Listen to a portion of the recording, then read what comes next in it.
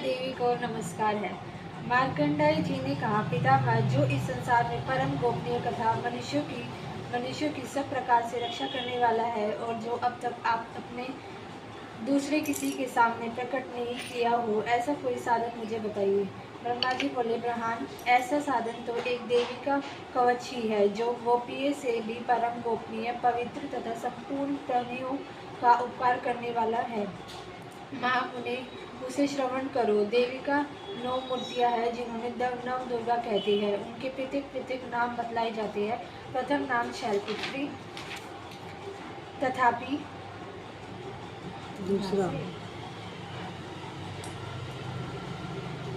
दूसरा मूर्ति का नाम ब्रह्मचारिणी है। तीसरा स्वरूप चंड धरना के नाम से प्रसिद्ध है। चौथी मूर्ति का एक कुष्ठ मांडा कहते हैं। पांचवी दुर्गा का नाम स्कंद माता है।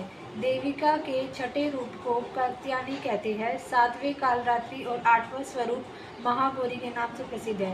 नवी दुर्गा का नाम सिद्धिदात्री है। ये सब नाम सर्वज्ञ महात्मा वेद भगवान के द्वारा ही प्रतिपादित हुए हैं।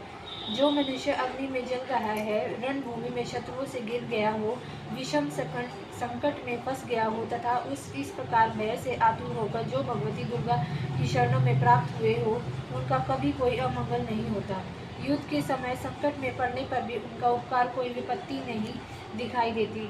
उन्हें शोक दुख भय की प्राप्ति नहीं होती। जिन्होंने भक्ति पूर्वक देविका का स्मरण किया है, उनका निश्चय ही अभुद्य होता है। देव ऋषि जो तुम्हारे चिंतन करते हैं, उनकी तुम निसंदेह रक्षा करती हो।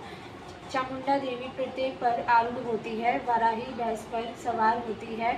इंदिका वाहन ऐरावत हाथी है। वैष्णो देवी गरुड़ पर ही आसन जमाती है। माहेश्वरी विश्व पर आरूढ़ होती है।